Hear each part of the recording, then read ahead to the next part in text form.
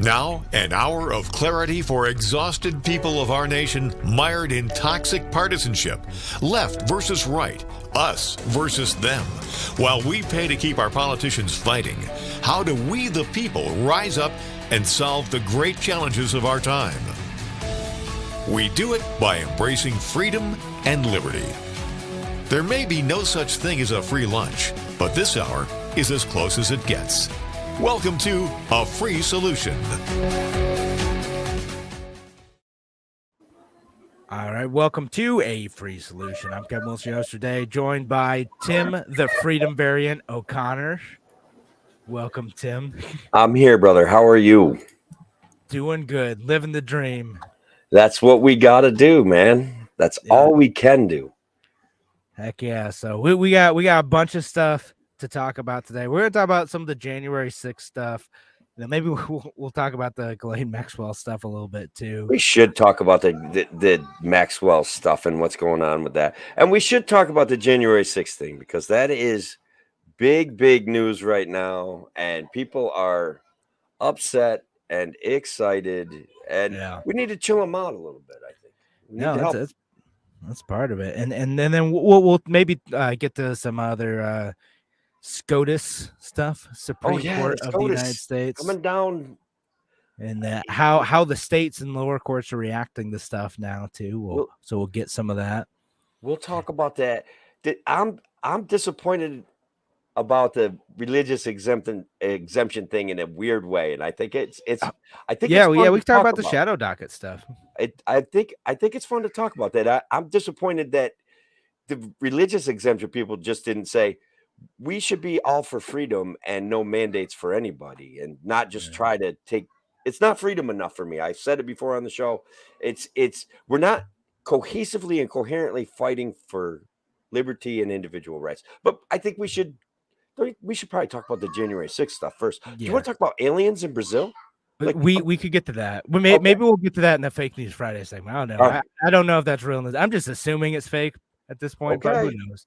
But that's what we got on our plan tonight. Of course, welcome everyone who's joining us. Sounds like we got a few viewers in. Alice join us on Facebook. Hey Alice, Shelly, good to have you on too.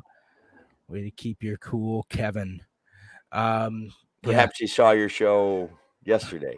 Yeah. Well, so actually, I do want to mention that first, and I think we can segue into like the January 6th Trump stuff too, because I was talking about the Ghislaine Maxwell thing, right? And she got 20 years. I was like, all right, next thing we got to do is we got to see the client list now, right? And it's kind of mentioned like, there's some like famous, powerful people who were seen, hobnobbing around Jeffrey Epstein for a long time, Bill Clinton, decades, years, on the flight records. I mentioned like Bill Gates. There's some rumors that maybe he was hanging out with the guy. Prince Andrew definitely confirmed hanging out with the guy, including Donald Trump too, who also like hung out with him for a while. And I know like he kind of broke it off and said like he wasn't cool with that guy, in the early 2000s, but like they hung out for like a minute there. A hot minute. Yeah, and Shelly's commenting in, so he got some hothead calls and handled it like an ace. Yeah, no, some dude called me a libtard. It was, which I haven't had happen in a while. They're mad. They're mad. Like I wish I'd have seen the show because they're mad because there's no side to this that doesn't include Trump. Okay, like I don't know what he did, but like to pretend that Trump is some sort of savior and move something other than what he really was, which was A, kind of an aberration in politics, and B, funny and interesting in a lot of ways, but that doesn't stop him from being just as bad and and again, maybe Trump did nothing wrong, right? Maybe there's nothing there. Like when they look at the client list, it's nothing. Trump has nothing to do with it. Cool. I was just saying, like, generally there's a bunch of famous people who seem to hang out with this guy who, was known for being a creep and then confirmed later to be trafficking girls. And if they were part of that, like, we deserve to know. That's all I said. Some people were mad about it. Like they're mad that like I implied President Trump might have done anything wrong. And listen, I'm gonna that's what I'm gonna do in these shows though. Like I love the callers. I love when people call and comment in. People don't always agree with me, and that's fine, But like I'm not gonna pull my punches for Trump. Like if there's something weird, again, it's weird how much contact that guy had with Jeffrey Epstein. Like, it's a little weird. And, you know, like, if you can't accept that, like, I don't know, you know, like, if it turns out, like, even if your hero, even your political heroes are doing something like that heinous, then, like, you need to wake up. Like, partisanship is rotting your brain. Like, don't let it get to you that much. Partisanship is a poison. It's a toxic poison. And look, I trolled Rob Astorino. I got a top. Did I tell you about this? Let's handle the issue of partisanship, because I went after Astorino, who says he wants to be the upstate guy. But he's more than willing to fall in line if Lee Zeldin wins the primary, which apparently he did. And I'm like, and he wants that Giuliani kid and the Harry Wilson guy to be part of his administration. And I'm like, first of all, guys, Harry Wilson authored the Cash for Clunkers deal. You know why you can't buy a freaking used car right now? Because we threw them all in the ocean about 8 years ago. And Harry Wilson was behind that broken windows theory of making us all poor and telling us the economy. Tim, we're not doing another Cash for Clunkers show. Oh, I'll turn it right down that road, bro. I will drive this. I'll drive my beat up old Ford Taurus down that road at 100 miles an hour. I'm not even kidding. So Patty on Facebook says, putting on my tinfoil hat, Trump and Clinton's connections to them. It's so deep, Maxwell. Man. Yeah. Brian, be careful, Kevin. You might Clinton yourself. The celebrities out there that participated with this stuff. This was a garbage deal. They all had to know what was going on. This was an island where young women were turned into prostitutes.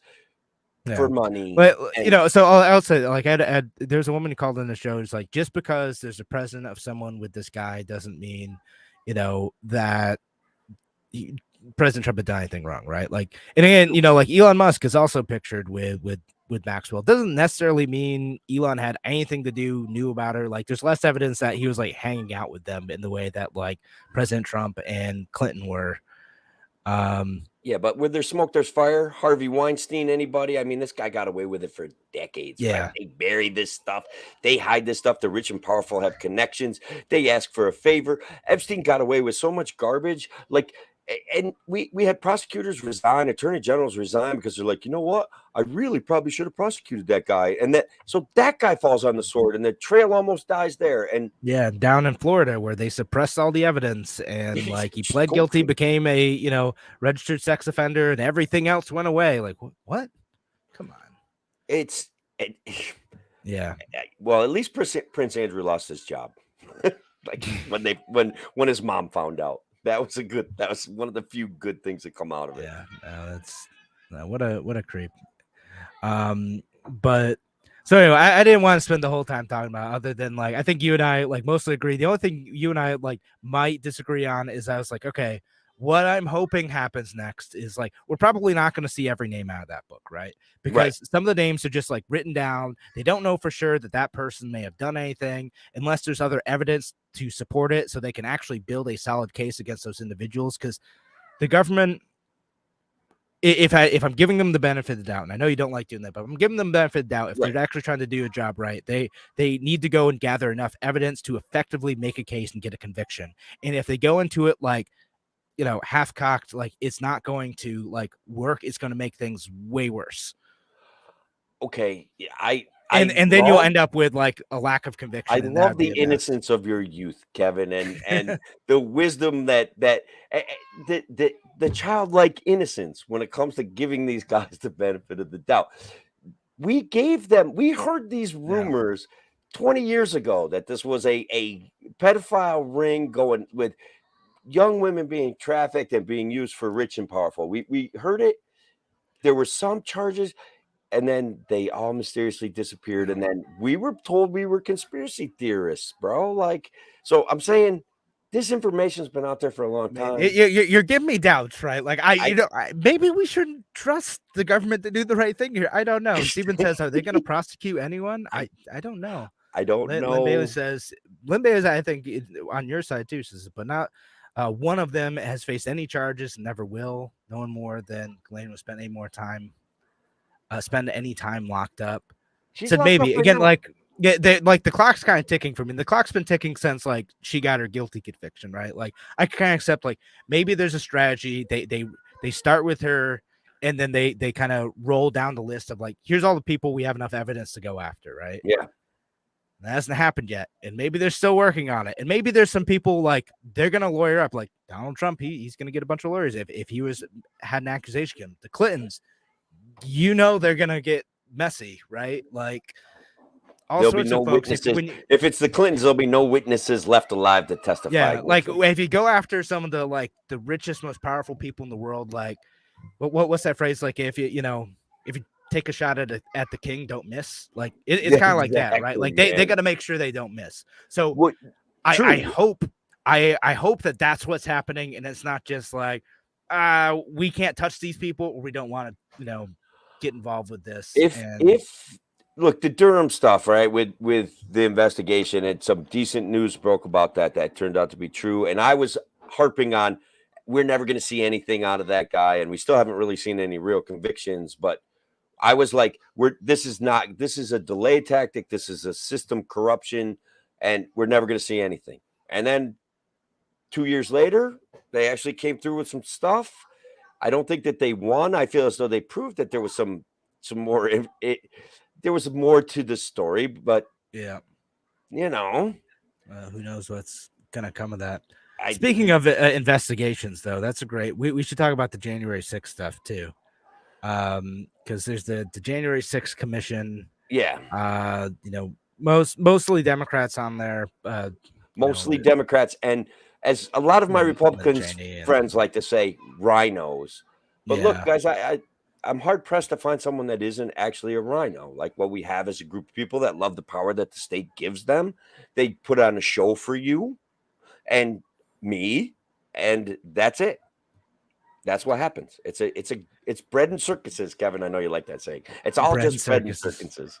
I don't want that saying is applicable. The only time it makes me mad is when people start doing that around football, and I'm like, they started doing it after the Bills Chiefs game, and I'm like, you guys, that was a good game. Chill out. It's not distracting you. It was just a good football game.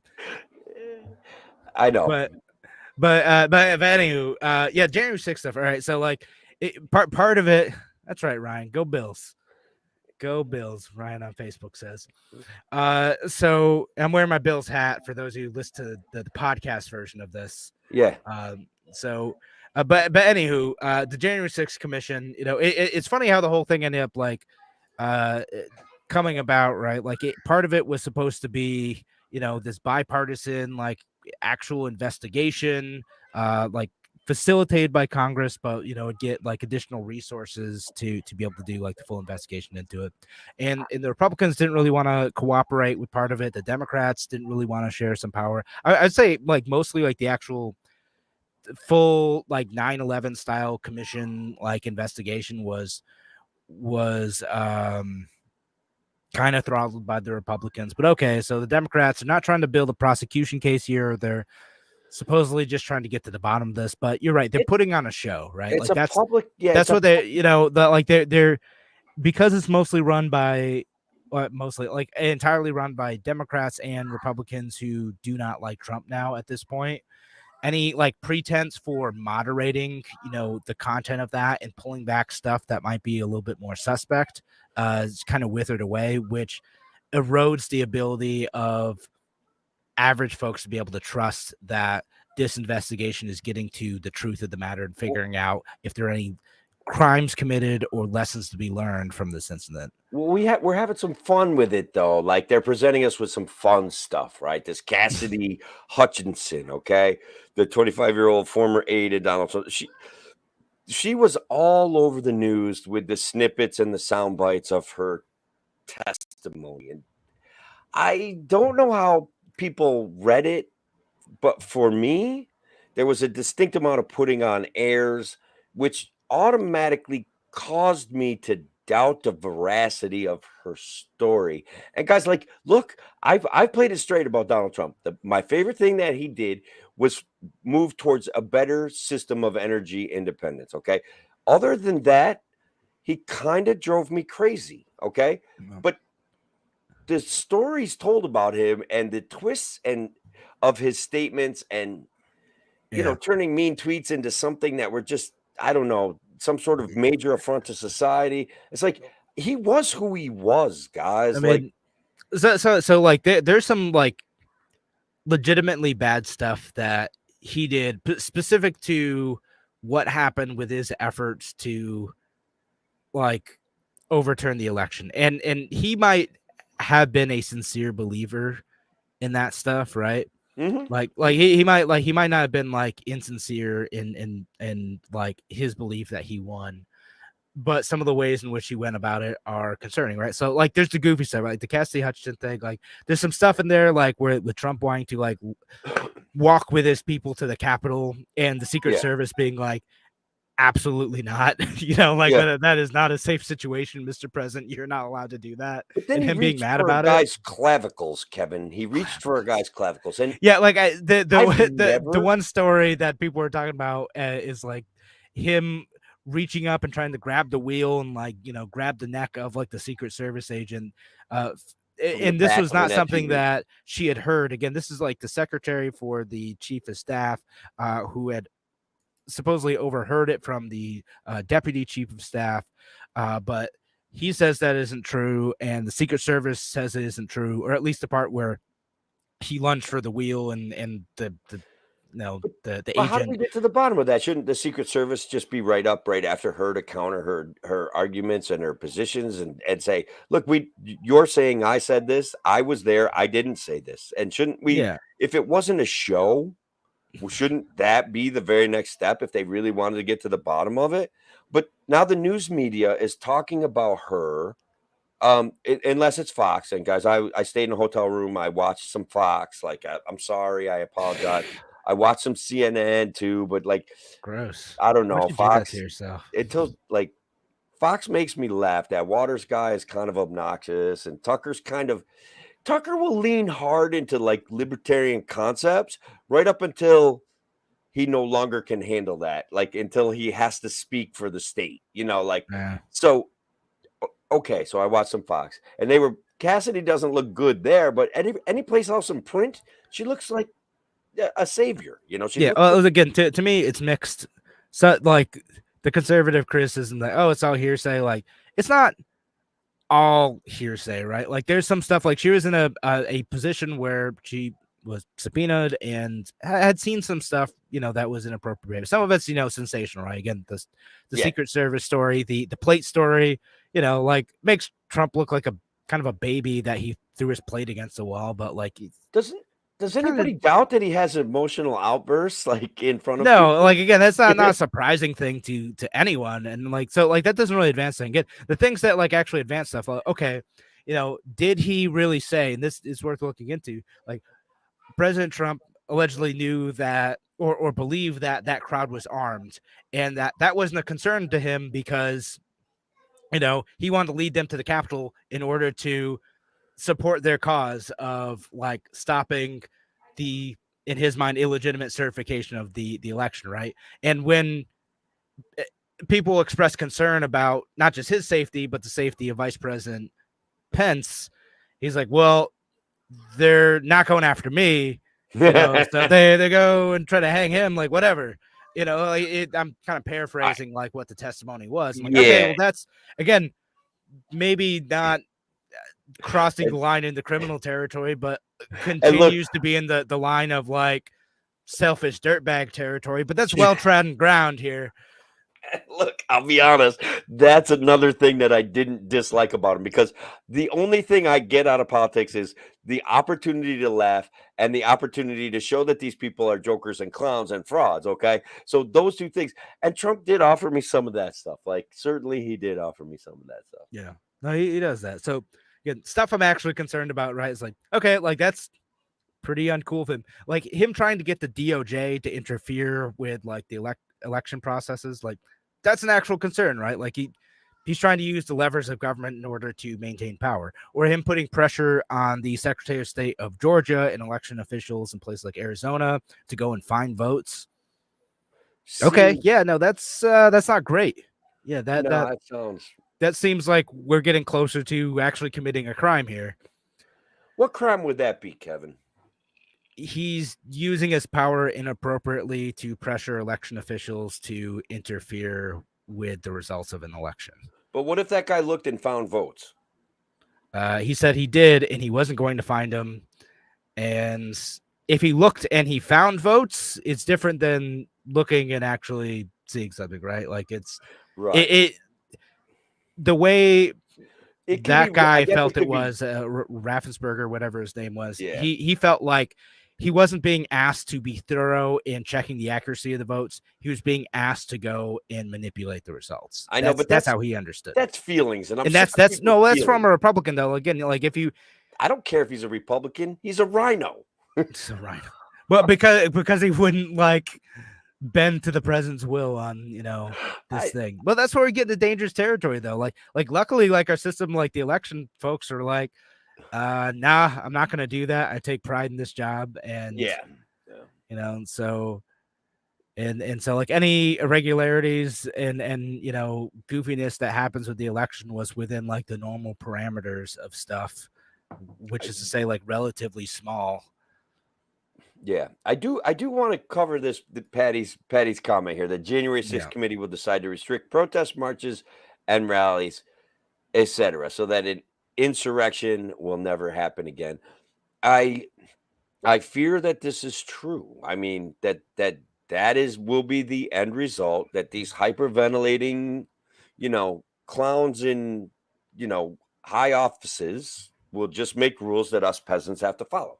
That's probably real. I mean, what's gonna happen? I think like it's not like at the congressional level they don't have the ability to regulate that nationwide, right? But what they can do is regulate the government spaces around DC. So they can at the election season, we might see those fences go up again around Congress. We already see permanent fencing around like the White House now. Used to be able to just like walk up into those places, and now it's like even when I was interning there, 10 plus years ago now, it's metal detectors, pat down type of stuff. Like I was working there, and if you want to go in as a guest, it's a similar thing, and it's going to get more strict. It's going to be like going through the TSA if you want to go visit a House office building or something, and probably more restrictions on the Capitol grounds themselves. Yeah, that's why I think it ends up looking like is that it's like, oh, suddenly like the House of Democracy looks like a damn prison. I think that the House of Democracy and democracy in and of itself on some when 51% of the population can point a gun at 49% of the population and say, is our way or the highway? I don't think democracy works the way that people who actually say they want democracy want it to work. Did I say that right? I hope I feel like there's a Supreme Court joke in there somewhere, but I don't know. So I'm like, the wheels are turning. I'm like, all right, like where can I go with like the gun and Supreme Court thing? Like it's just the 51 to 49% thing, mob rule stuff. Like we win, you do what we say. Your rights are what we say they are, is a problem for me. Yeah. Well, is it that the Supreme Court though says that it doesn't matter if a state votes to do things that are in conflict with the supreme law of the land, with the Constitution. Can't do it. Which sometimes is beneficial and sometimes it isn't. There's a segue here. Sometimes they're wrong. Oh, there we can do this. I don't know if you have anything else to add about the January 6th stuff. Like, well, I don't know. What I do have to add is that some people have been in jail with their rights to due process have been trampled. Okay. Now, regardless of whether they get convicted or not, they have a right to a trial. They've been jailed for a really long time. And guys, that's an affront to all of our human dignity. Okay. Like that isn't even about them being a stupid Trump fan. That's about their right to the American access to the American legal system, their right to a zealous defense, and their right to face their accusers. And those things are being violated when you get locked up for a really long time without a trial. It's inappropriate. Yeah. And that's not because, again, that's not supporting what they may or may not have done. And that's not supporting Trump. We have people that deserve access to the legal system, and they're not getting it. At least last I knew.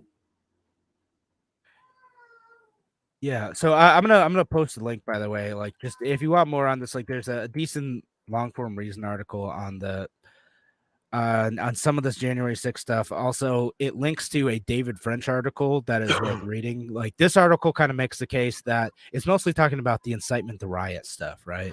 So when Donald Trump gave the speech and was encouraging people to march on the Capitol, is that incitement in a criminal way? Like, because you have, again, we've talked about free speech issues on the show. You have some ability to be able to rile people up, but that line gets crossed when you encourage people to commit immediate acts of violence.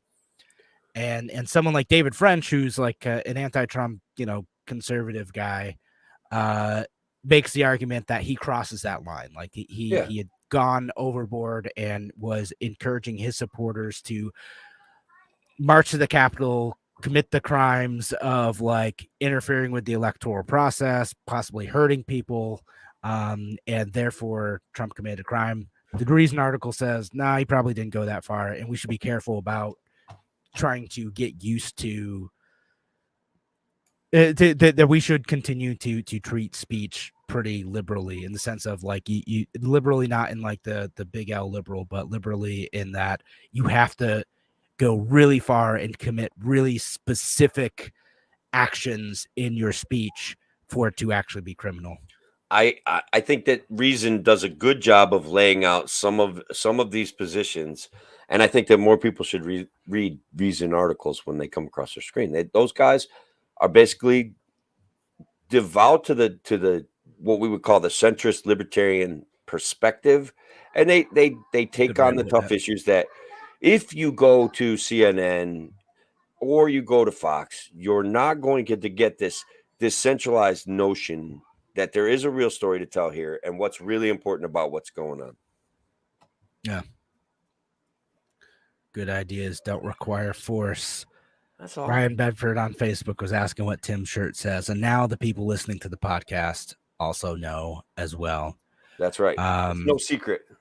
Ryan also had a good comment. Stand against actions that are wrong, even if it's your team or party. Principles matter. Heck yes. Heck yeah. That's where we reside.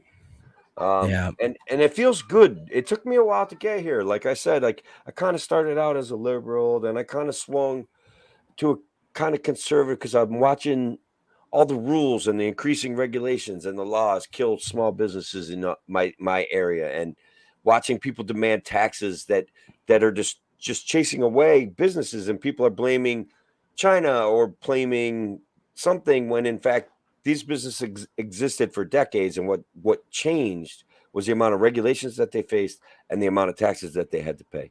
And that moved me towards conservatism. And then from there, I had to move towards libertarianism because there's a certain amount of cognitive dissonance when you are talking to conservatives and they're advocating for wars and they're advocating for religious restrictions on everything. And that's a tough spot for me to be. Yeah. I get this. I started out conservative and just kind of got more and more libertarian, and look at me now. I'm a libtard. That's where I'm at. You're going the wrong way, Kevin. Going the wrong way. Just drifted too far. That's one spot where free speech should be a bridge. People cannot call Kevin a libtard. Wait, no, that doesn't it's make fine. any sense at all. I could take it. I've been called worse. It's all right. Mm-hmm. By better, probably. And by far, again, like that, I don't mind. Like, people get fired up. I get it. Most people who call and comment in are super respectful and awesome, and I love it. Every once in a while, someone, they lose their cool, and it's just, that person's having a bad time, whatever. I do think what happens there sometimes when people get upset, and this is with all due respect, like if I said something that upset you tonight, part of why you're upset is because there's a grain of truth to what I'm saying. And that's that cognitive dissonance. Seize into that, lean into that, and keep listening and hang out and ask questions and argue with me. I love to have conversations with people that are at least upset, but questioning enough as to why they're upset. It's a good place to be. It's a good place to have conversations from. Yeah. I gotta put that up Jab there. you, Wilson. Jab you, Wilson. Yeah. All right. Let me get to some of these other comments. So, I'll get to This one here, Steven on Facebook says the BLM riots are more violent. Nothing was done. I mean, it depends, right? Like in some places, there's lax prosecution. In Rochester, a few people did face federal charges for what they did because someone like burned a police car and they caught the people who did that and faced like federal charges. Like they're gonna be doing serious jail time for what they did. That a lot of property damage was done during the BLM riots, and I think a lot of people are justifiably concerned that nothing substantial was done. And there was even like the statements of, "Oh, don't worry, like insurance is going to cover it." And some of these things were like small. Yeah, I didn't like that. Yeah, that was didn't like bad. that at all. I was like, no, I mean, like the insurance, like it takes time and like it does cause harm. Like it shuts down the business. You don't really get the full, amount of money from the business being shut down. Okay. It's and yeah, so I take your point, Stephen, but because like there's some things, but and your other comment too was about what was it? It was about how there's a lot of folks who just walked into the Capitol and didn't really do it. There's some of those folks too, right?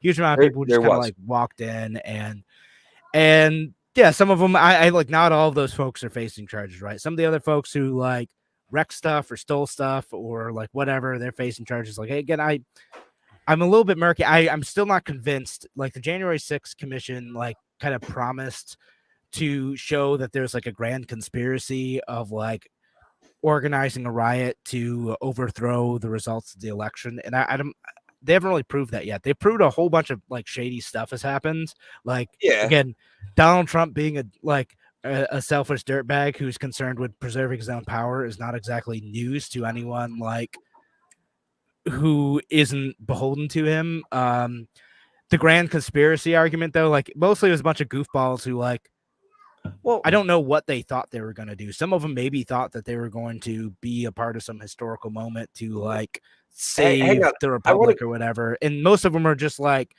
concerned about the election, so wanted to support President Trump, just kind of wandered around. Like, so my parents were at like the rally. They didn't go to the Capitol because they're like, nope, that seems like a bad idea. I'm going to get the heck out of there. Yeah.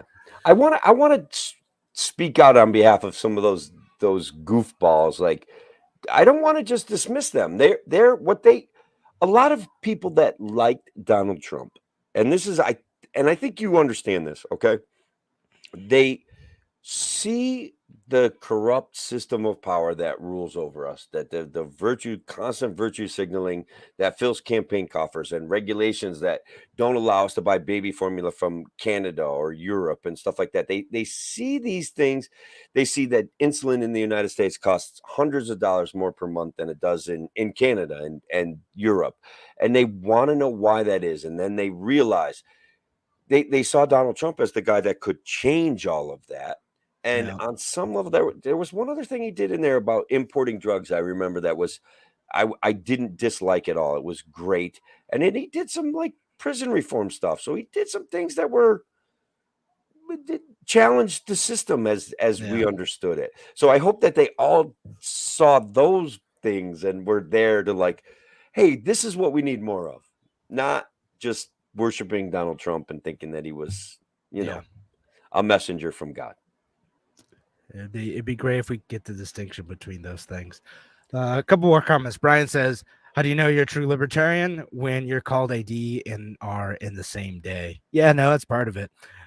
100%. It is. Also, when you're called not a real libertarian, if you get that, like you really got the hat trick there. Like, dude, do you remember my first show with you? Somebody called in. We were talking about a local issue with cable, and somebody calls in and goes, "That's you're not a real libertarian." And I'm like, I know. I knew it. Thank you. It was great. Yeah. Now, Patty on Facebook says, I can use my free speech to say what I want, but I need to face consequences like a punch in the mouth. And then there are consequences of that too, right? Yeah, that's part of it. But hopefully no one resorts to violence when, you're using speech, either the state or individuals. But yeah, that's part of it too. And again, if you use your speech to tell someone to commit a crime, then that is also a crime. It's a conspiracy. That's like actual conspiracy. Yeah. Yes, it is. Oh man. If I'm like, hey Oh, Tim, I have a man. plan to rob a bank, like, and I'm gonna tell you how to do it, like, and then you go rob the bank. I can't be like, hey, listen, I didn't rob that bank. Tim robbed. I feel like you're accusing the FBI of something here, and I'm not comfortable with that. That the bastion of integrity of our society, when they lead somebody down the path of breaking a law and that guy gets prosecuted, that's how justice gets done. Yeah, no, 100%. That is, nope, that's a crime. FBI, we need to start arresting those folks. The FBI commits crimes to catch criminals. That's how it works. That's it. In order to, catch the terrorists, we've just got to give the terrorists weapons and money and plans and transportation, and then we'll catch the terrorists. It is shocking how many times that happens. I still think there was kids in Rochester that ended up in jail doing some jail time. Like FBI guys in there. Hey, you know what you should do? There was a guy in Rochester who was like, he was gonna do a machete attack at a bar in my neighborhood, right, like pretty close to my house actually. And the only reason he was able to get the machete was because the FBI bought it for him. The only reason he found out about like ISIS was because the FBI told him about it. The only reason he was able to like even get to the site was because, he was driven around over to there. And then they arrested. Like the whole thing was a setup. It was ridiculous. And like by the end, like he was like a really like radicalized dude who thought he was ready to die for his cause. And people like, there's a local reporter I was arguing with on Facebook or on Twitter who's like, no, but see what he said recently is like, yeah, like he's dedicated after like 2 years of FBI brainwashing. Like, duh. Like that's kind of my point. He couldn't have gotten this far if it weren't for FBI intervention. He was like a strange but like relatively harmless, like homeless dude who hung out by that bar before the FBI like messed with him. But anyway, what else do we have? Well, what else do we have? I don't know, man. We have. Did we talk about the Supreme Court rejecting the New York healthcare workers COVID? We talked about it a little bit, but I'd like to talk you kind of mentioned it. I don't know much about this one, so you're gonna have to kind of fill in the gaps while all right, so basically Google stuff. In New York, a lot of people got basically fired because they did not want to take the COVID vaccine. Okay. And now, regardless of where you come down on it, I came down on it shouldn't be mandated. If you want to work in a hospital and they want you to wear extra protective gear or something like that, you could cede to those positions. But I don't think that there ever should have been an issue of people losing their jobs over it. And guys, there was a healthcare crisis in New York before the COVID vaccine. And I think that it's while it's getting better, I think it was exacerbated by losing a lot of healthcare workers. And I think that was awful. So where I get offended by people that wanted a religious exemption, and follow me down this wormhole because I'm not really offended. I don't blame them for not wanting to take the COVID vaccine. I get it. Okay. But where I get offended is like, well, I'm religious, but like, are you really religious? And doesn't that cause the government to want to impose this litmus test of your religion? Like, just how religious are you before we grant you the right to not take a vaccine? And if you fill out the right piece of paperwork because you're religious, does that really, shouldn't we all kind of stand for this concept of bodily autonomy, this freedom, this notion that I shouldn't get in trouble for not wanting a COVID jab? There's a certain amount of, like, when it comes to even the abortion issue, there's a certain amount of autonomy that is inherent in every individual. I mean, these issues all relate. And when we jump on one side or the other because we specifically don't like it, without thinking about the concept of freedom, aren't we selling society short? And aren't we selling our children short? Yeah.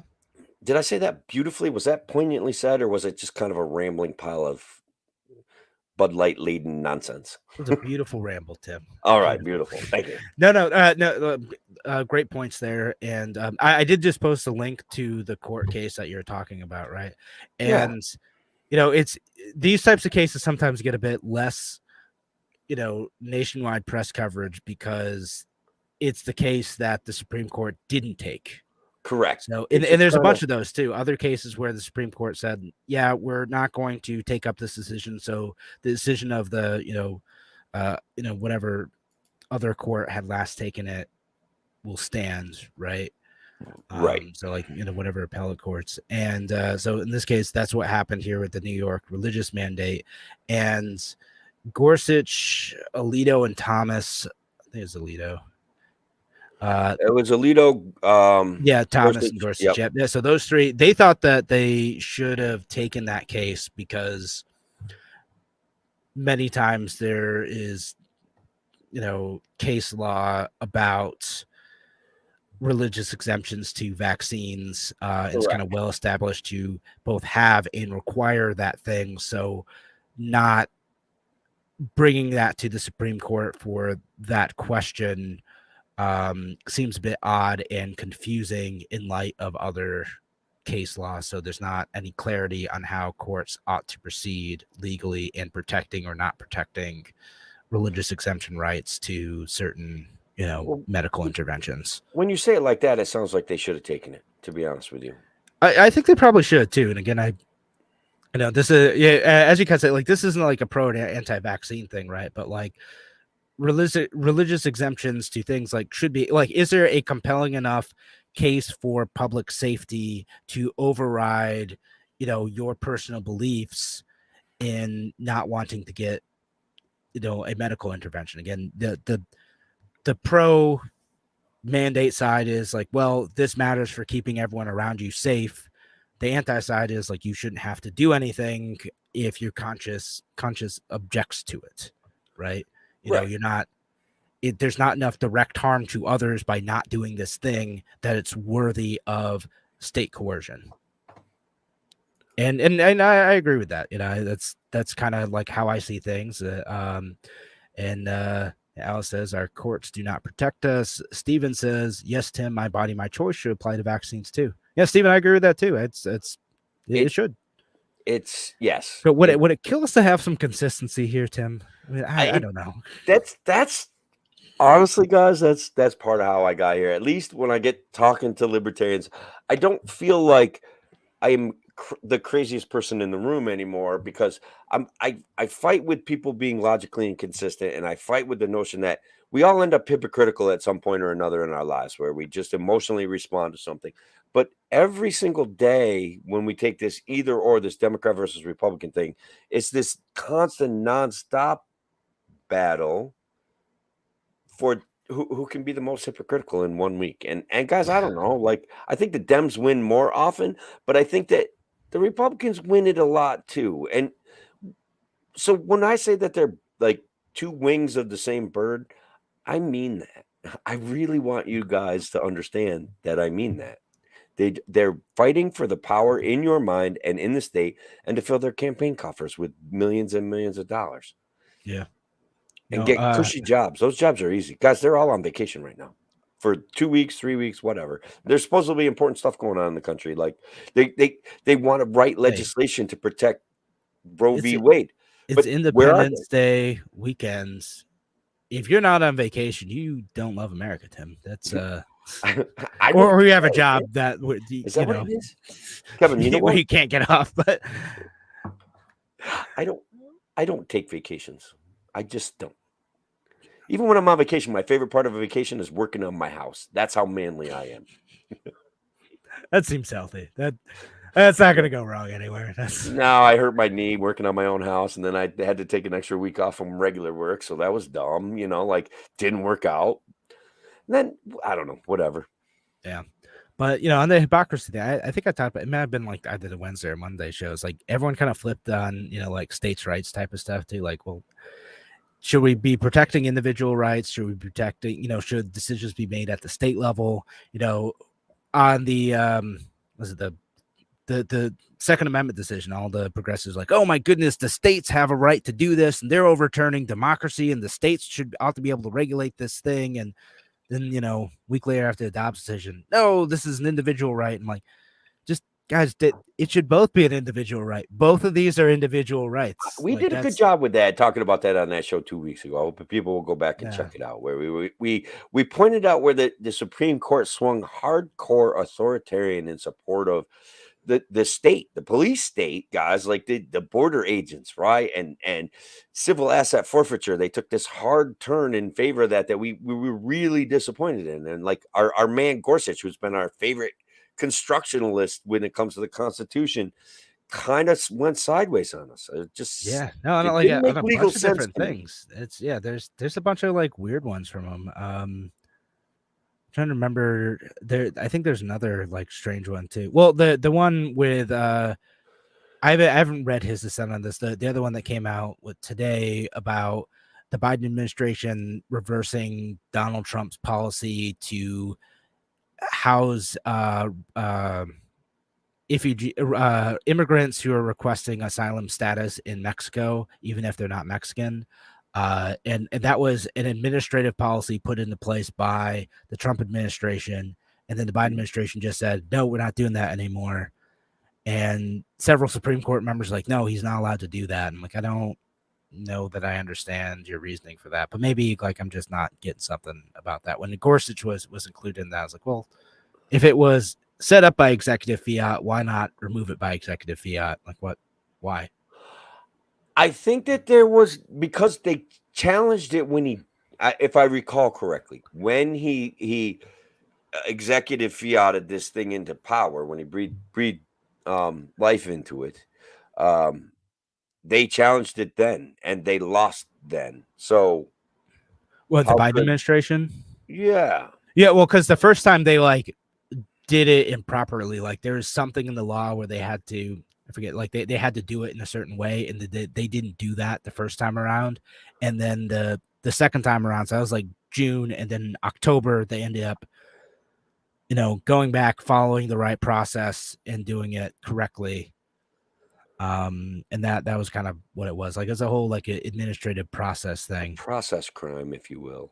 Yeah.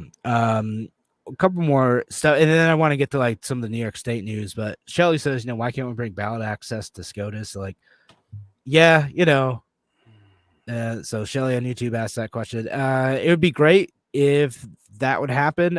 So far, any ballot access challenges, which any suits that are taken against New York State are A, expensive, B, hard to get through what the state has legally set up the rules to allow them to do, right? Right. Like the tough part is like, unless you're making that like an argument about access to elections that's like fundamental and constitutional that's being violated here, like, or some argument about association, like that, you'd have to go at it about like in a way where you're making the case that New York State is violating our fundamental like rights somehow, which I don't usually, when like the Libertarian Party is more like relief in that legally we were promised to have ballot access for 4 years. They changed the rules during that time. Yeah. And that's the relief we're trying to get, is to get the ballot access for the time originally allotted based on the 2018 election. So that's what like the New York State like Libertarian Party and other parties' cases were about originally, and that was not successful. It'd be great if it got up to the Supreme Court, but again, you'd have to make an argument in a way that would warrant the court getting involved in a state electoral process issue, which isn't unheard of. It happens. Like they've gotten involved in like gerrymandering cases and like one person, one vote cases. It's just you have to go about it in a way that's going to take a lot more money and time usually. That's the issue, because free speech, guys, and generally these things we're talking about is a First Amendment issue, but free speech isn't free, okay? And that's a reality. So our rights, our voice is being denied, but that is not the process by which we get to try that case. And that's unfortunate. I think that should be a bigger news. I really do. I just... Yeah, I mean, I'm sure there are lawyers who are like thinking about how they can do that too. Again, how they make the case in a way that warrants intervention from like a higher federal court. But it takes a lot of money and time, and you're probably still going to lose. That's almost always. Again, you think about like how much money and time like the Erie County Libertarian Party put into their case regarding pistol permitting, and they got their butts kicked. Although they did get cited in the recent Supreme Court case that came out, and Thomas, was it Thomas? Yeah, Thomas said that they should have advanced in the court system and been able to get some relief. But yeah, there's something that I want to bring up to everybody. And there's been a couple comments about this paper ballots and inappropriate inconsistencies in the election, and all of them are true, guys. Like there's a certain amount of there's a systemic problem with paper ballots. There's a systemic problem with registering paper ballots in machines. What we need, Kevin, and maybe you'll think I'm crazy, but we need this blockchain style where you verify your identity, you cast your vote online, and you cast your vote for your local election from wherever you are in the country or the world. And we could do it over a course of a couple of days. It would save us billions of dollars. What do you think? Some sort of internet secure style voting? I mean, I'm with you, Tim. I don't think anyone else is. Like, it's like me, you, and Andrew Hollister, like who are like, yeah, like let's do like voting by blockchain. I would have, because I'll tell you what, if you want, school budgets would not pass if they had this in place. And I just love the notion of a school budget not passing. I know that it will be annoying for a couple of days and there might be problems, all right? But I still think so my most recent election was our school board budget. They pretty much stacked the deck in their favor. They have an event night at the school in the auditorium to bring in people that have kids in the school. And while they're there, they hand them a ballot. I love it. It's a great community thing, and it's a good strategy for getting the budget to pass. All right, totally is. Like I remember like when I was in high school, they'd always schedule like the band concerts and stuff, like in several different events on election night or on the budget night. Oh sure, sure. Like, and look, isn't this wonderful? Make sure you go vote. It's like this is what your taxpayer dollars pay for. And over there's some cookies. You can have cookies and vote. And vote before the cookies are out for the concert. They're not a bribe for voting. Like they're not that. It's just they happen to be here for the concert. And if you want a cookie before you vote, like I would say I know that school they would have to do a better job answering to the constituents if there was a blockchain vote or an internet secure vote where anybody could vote. I was in Connecticut, and I'm like, wow, I would have voted against that school budget just to make a point. And I made a little meme out of it, and the meme was pretty funny, and I edited it poorly, so Alinsky made fun of me, but it's okay. Those things happen. The meme expert made fun of me. Let me get to this question. Patty on Facebook says, ATM-style voting machines that give you a receipt so you know you voted for.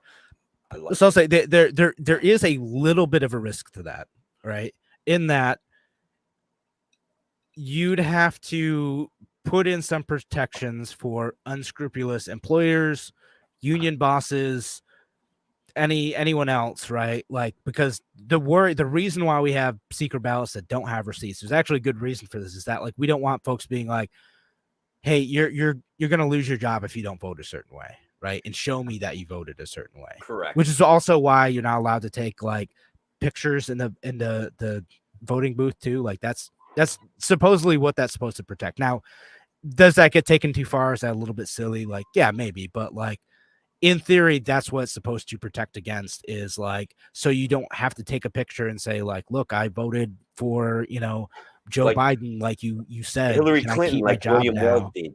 That bastion of the Libertarian Party, that guy. Hey, look, I voted for Hillary Clinton. Okay, thanks, bud. Thanks a lot. Thanks a lot. Anyway, what a clown. That guy's nothing like warrior ethos meat and free solutions. Our buddy Ryan Bedford he's fun, man. I like that guy. Yeah. But right. I get it. So, but that's the issue we're on, Alice. Is I think that there should be when do we get rid of Dominion and go back to paper ballots with ID? Comment. Right. Thank you, Kevin. Yeah. So people do like the security and the old-fashioned style of paper ballots, but I'm telling you right now, more people that are anti-government would vote if, and guys, by anti-government, I mean wanting smaller government, slowing the growth of government, local solutions. More people would vote and have more power to have their voices heard if we had a better way of voting that was secure and that we could do from anywhere. and we didn't have to drive to the voting booth, especially with the price of gas. Like right now, forget about it. Nobody's voting this fall. Nobody. Well, I can walk to my voting booth. Whatever. You So, live in a city. yeah. Actually, the funny thing about like where I vote, there's a school like right behind my house, and Yeah. it's a voting location. Like I can see all the voting signs, like with the primaries happen. I could see all those from my house. That is not where I vote, though. I vote like 3 blocks away. That's funny. It's like, can't you just like I'm literally right here. Can you just let me vote here? No. Okay. You gotta walk to the church, 3/4 of a mile away. Okay, fine. Yeah. Let me handle this comment too. It's still on the same issue. My friend Steve says I am an IT guy and I do not like computerized voting machines. I think that there's probably a valid concern about my idea, right? Like, he says computerized voting machines. I hate them. Okay. I want blockchain secured voting, not computerized voting machines. I want to be able to like punch in my special blockchain key, know that it was my vote that was cast, and that's it. And there's a certain amount of anonymity when it comes to blockchain stuff. So yeah, I mean, that's what I'm saying. It's great until you have to punch in, that 40-digit key. And your wallet. Anybody? I got a typo on it. No, that's a pretty good point. I can't even remember a 4-digit number that goes with my debit card. Yeah. So you got to think of the user experience. I mean, like it could be a good filtering experience. Like you got to be dedicated, right? Like you can't just be like casually walking in there thinking you're gonna go vote. Like no. You got to make sure you get this right, and if you get it wrong, you got to stick to it. Like you got to really want to vote. Yeah. There's an emergency session of the New York State Assembly and Senate. Yeah, no, I'm glad you brought it because I was about to bring that up too. I'm trying to find some links on it, but as of the last time I saw this before the show, as I was scrolling Twitter, the legislature is like, yeah, we still haven't seen a bill, and even Democrats are like, are we expected to vote on this bill tonight? Like when are we going to get to read it before we vote on it? And New York State did this with the SAFE Act, you remember too? Yes, because they're like, oh, we have to have a message of emergency or whatever, so we waived the normal 3-day reading period for the bill, and we're going to vote on it like the same day it's introduced. Which is just a terrible way of doing it. It was bad with the SAFE Act. Like it did not need to happen that day. Yeah. They tried to do it with some of the other bills recently too. And like, even when they have a few days to read the stuff, like the body armor bill, they goofed on that, like a total whiff on that one. They never should have been a bill in the first place, but like they didn't actually ban the body armor that like the Buffalo shooter used. So like, guaranteed. They're incompetent and they don't even understand how incompetent they are. None of them actually writes bills. Very few of them actually writes a bill and submits it. It gets handed to them by some sort of gubernatorial legislative team, and that's exactly. Kathy Hochul's like legislative team writes up this bill, hands it to the Carl Hesty's office and the I forget who the Senate Majority Leader is now, their office, and go tell your people to vote on this.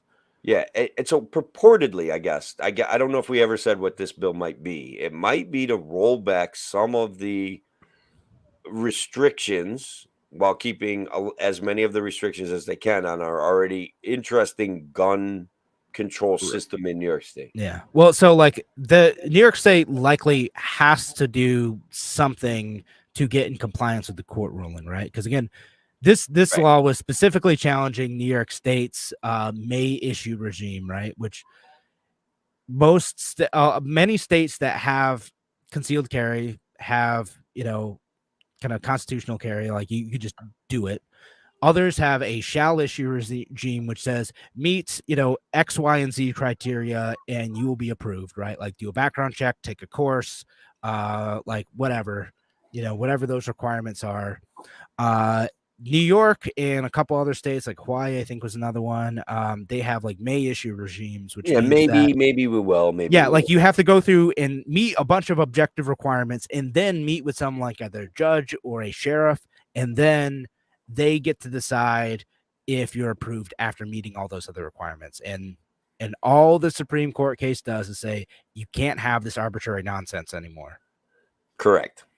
New York State needs to get in compliance with that. Now, what may end up happening is they may end up going to a shall issue system and then adding a whole bunch of new requirements to getting a pistol now, even though they already have strict requirements for getting a pistol. And if you're a criminal, getting a concealed carry permit was never going to stop you from using that pistol in an inappropriate way. But what do I know? You're a liberal. You're a liberal. You sound like a liberal right now. now. I don't know what to say. I know. But wait, no, you actually sound like a conservative, and conservatives are very much sound like conservative, probably a Trump supporter, maybe a fascist. I don't know. So right, they're coming into compliance. It doesn't mean it's actually going to be better. It most likely means they will do what they can to make it worse, and that could in fact trigger more lawsuits. I'm sure probably they're gonna almost certainly go too far, especially if they're rushing through this. Yeah, no one has time to hey, let's take a couple days to consider and vet this and make sure that we're not going to just end up spending a bunch of new New York State resources on getting challenged on the constitutionality of this too. Yeah. Instead of just making clear, simple, here are the requirements that you need. But they're probably going to do something like, well, you can only have concealed carry permits if you have X, Y, and Z professions or something, which would be unconstitutional. It will be unconstitutional. And look, guys, third party, individual liberty people, Bernie Sanders, Howie Hawkins. Yes. And Larry Sharp, guys, all of them understand the need for individual rights to protect themselves from the potentially tyrannical growth of government. And so there's an area for us people that are doubting the veracity and the good nature of our government to understand that our rights we're born with them. They weren't a gift of a piece of paper. We have the right to defend ourselves. We have the right to see our way with the government. And guys, it's not encouragement to violence, but I think we've covered enough heavy stuff. I've got a question for you, Kevin. And it goes back to UFOs. Oh goodness. We could call this fake news. I'm going to test you to see if you're up to speed on hypersonic travel. Okay. Recently, in a South American country, fighter jets were scrambled to try to figure out something in the sky. True story. It was June 26th that happened, Kevin. What do you think? Yes? No? Maybe? That sounds vague enough to be possible, right? That happens in the US all the time, right? Correct. And look, they just basically in Brazil, they scrambled fighter jets, hypersonic speeds, lights in the sky, but they came up to the planes. It was an amazing, epic event, so amazing and epic and so well documented that the Congress in Brazil started holding hearings on it today. It happened on the 24th. They want to try to get to the bottom of this. And the bottom of it is we've long been being visited by aliens, and I think that that's a reality. And honestly, I'm not sure that they're not the ruling class. Kodos or Krang, you guys pick. I don't know, red or blue team, whatever. Can't vote third party. That'd be wasting your votes. Don't vote third party. Don't let us all come together and fight for freedom. And let libertarians. There's libertarian communists. There's libertarian capitalists. There's room for us to say, if you choose to live in a commune or some sort of communal style life, you can do that. That doesn't bother me, man. Just don't start pointing your guns at me and telling me what to do. I don't want that. That's what we've got now. Yeah, right on. But yeah, I know. But looking for that, maybe. It's aliens. That's well played. Also, back to the flat Earth debate. Nestle entered the flat Earth debate. Were we at that debate several years ago with this coffee mug? This coffee mug proves that the Earth is round. What do you think about that? The coffee mug proves that the Earth is round. Well, look, the coffee mug's round, right? You could tell that. I can tell that. See, look, it's 3-dimensional. It's glass. You can see that it's round. think, I mean, I know you're looking at a 2-dimensional on a computer screen, but yeah, it looks flat to me. yeah. Speaking of fake news, though, Ryan Bedford on Facebook says Kevin sounds like a closet Dolphins fan, and Ryan, I just want to let you know I'm pretty sure that's libel, and that's illegal, sir. That's illegal, sir. It's all right. Actually, so I got one item. Did Good Morning America tweet out today? Ketanji Brown Jackson is sworn in as the first Black Supreme Court justice in U.S. history. Who was it? Good Morning America. Yeah, they're dumb. They're dumb as heck over there. They're always looking to be the cutting edge. They said it. Yes, they're idiots. They had to say it. It's on Twitter. Yeah. So they corrected it like a little while later with a retweet. Like, no, they weren't. She wasn't the first black person. She was the first black woman. Yeah. They're so they missed that one by a couple decades. They're so dumb, man. It happened like a bunch. Like, cause like what Politico did it, I think, and like a bunch of other folks were like, yeah, like first black. I'm like, okay. First of all, Thomas is still there. Second of all, he wasn't the first one. Thurgood Marshall was. Was Thurgood Marshall the first? Yeah. Yeah. Yeah. Yeah. I'm gonna Google that though. Yeah. But yeah. Yeah, I'm pretty sure it's him, but it's goofy stuff. It's easy to dunk on them for that, but yeah, he was the first one. Well, it's just because they fall over their own feet to virtue signal, and they're such idiots, man. They're such an emotional bunch of clowns. Yeah. No, 1967. It looks like it was Thurgood Marshall. That's Thurgood Marshall. Oh yeah. Yeah.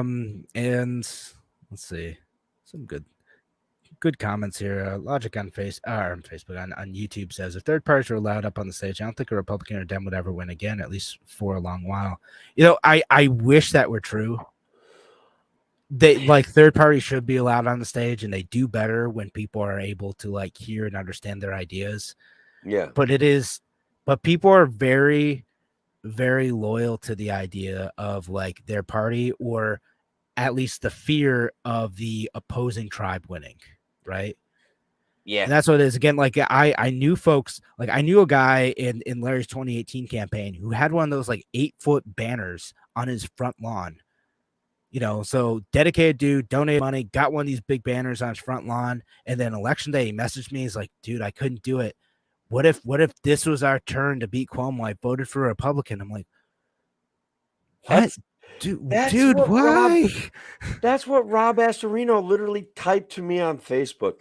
But Tim, if I don't fall in behind Zeldin or Zeldin falls in behind me, the alternative is Hochul. And I'm like, yeah. I had someone call in the other day too. Same thing. And it's not to say we shouldn't try. It's not to say that third parties shouldn't be allowed in on the stage and in debates and in the news media and all that stuff. Like, it's not that we shouldn't try to break through.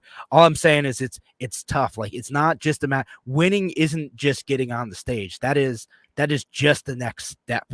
That is, and it's it would still be a lot step. of work after that. It's a great step. I like the way Logic's looking at it. It makes logical sense to me. I think that if we were able to confront them face to face and more people could listen to us. But I do want to say that a distinct percentage of the Democrats and the Republicans, a distinct percentage of them are not particularly thoughtful people, that they say go red team, go blue team, but they're all enjoying the power of the state. There's a distinct percentage of both of those parties that realize that this yahooing and this hero worshiping is a problem. But there's a distinct percentage of them that are there just saying, yay, my guy is going to win. And he's so thoughtful and kind. And he's never done a goddamn thing except for, I don't know, virtue signal really well. And he's kind of good looking. Like, I think that's this hero worship. I think people's brains are definitely wired differently. And you guys listen to us, your brain is wired perfectly. These other guys' brains are broken. Our tribe is good. Their tribes are bad. That's... no, that's not. No. Wait, we've got too far. Wait, I get it though. I get it. You're right. I picked a tribe, and my tribe's the best. Yep. We have No, gold I try TP. not to do that too, though. Like I get to these moments like, wait, like I'm kind of doing that too, but I know, but I know. No, you're or right. not to, like we might literally be hardwired to do that, to like think of ourselves as being part of tribes. So What if I also wonder this, Kevin, and I don't know if you've ever wondered, but what if we do start winning elections? Am I changing parties after that? Like I might be done. you're just I gonna be a might move on to contrarian. something else. Was that I am like too big of a loser to be part of the in crowd. that Way was too. one of the worries about like some of the original founders of the Libertarian Party. Like there's some of these folks here that like when we start winning are going to switch parties and form a new third party out of spite. That sounds like me. Honestly, I'll be honest with you. Like that's probably the direction I'd go in. Yeah, but I don't know if you have any more fake news either. I do have don't. some, but like it's less fun. Like there's stories about like what the abortion law does or doesn't do, and what the gun law does or does do. I was like, I don't know if I I'm want to going to get plead into the that. fifth on the abortion stuff. Like I am not pro-abortion, and almost no one's pro-abortion.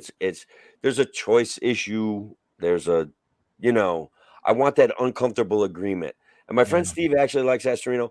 If I was to pick and have any say in who was going to be the Republican running, I probably would have liked it to have been Astorino. But that is, first of all, it was a fait accompli from the get-go. Okay, the Republican Party anointed Lee Zeldin. Lee Zeldin had the most money. That's how these things work, ladies and This year's gentlemen. That's it. sacrificial lamb. That's what it Yeah. is. Astorino was a good communicator. He campaigned hard in upstate. Whatever. Like Westchester being a Democratic county and him running it only means that he was probably a Democrat, really. So whatever. I don't mean to insult him, but Maybe this Asterion he's okay. There are parts about him I like, parts about him I don't. I maybe liked him marginally better than Lee Zeldin. Like I started going through like Lee Zeldin's like issues and platforms and position statements in more detail, and I'm like, yeah, I'm definitely libertarian, man. I'm not Republican. Oh my God. We can just thank Zeldin for that, right? We're like, definitely, there's no, and look, man, that chicanery that goes on with this two-party system and that the Republicans clinging to power is just, Yeah. Tim, I was going to ask you about one of the Supreme Court cases, and I just remembered the coach praying one. I was curious what you thought of that, because your kids participate in sports. What do you think about stuff like that?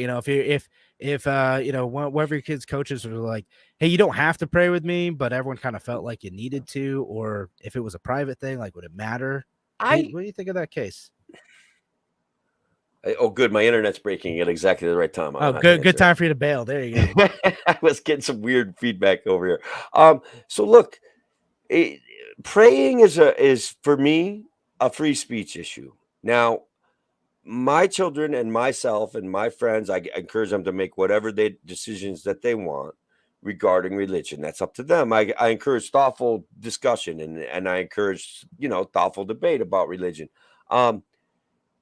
So it's a free speech issue. I'm glad in a way that the guy won, but I could see where people would be very uncomfortable with it. And I would have, it would offer for me, and I like to have, like I said, it would offer me the opportunity to discuss that kind of behavior with my children and whether it was appropriate for them to behave like that as well.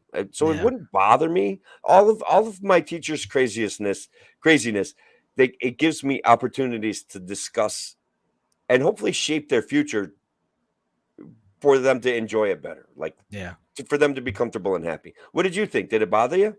It's not like it's not that like the act of praying bothers me. Like, and I grew up Christian, like it's fine. It's interesting because there's like a disagreement on what actually happens in this case, right? The majority's like, this was a private act. He wasn't on government time. He's allowed to pray, right? Right. Even if it's on government property. The dissent said he crossed the line and violated the Establishment Clause because even though he didn't require his players to participate, they often did because they felt that if they didn't participate, they would be punished and get benched by not joining him on the field for prayer. Okay. And even though he never explicitly said that, they all felt that that's what would happen if they didn't join him. Also, I think that praying over sports, praying for an athlete or a child to do well is one thing, okay? But praying, like, let's say, praying for the Buffalo Bills to go to the Super Bowl, like, Yeah. what about all those other teams they beat to get to the Super Bowl? Did they not pray hard enough? Like, I don't Bills like definitely ain't tying. praying hard enough. Then that's.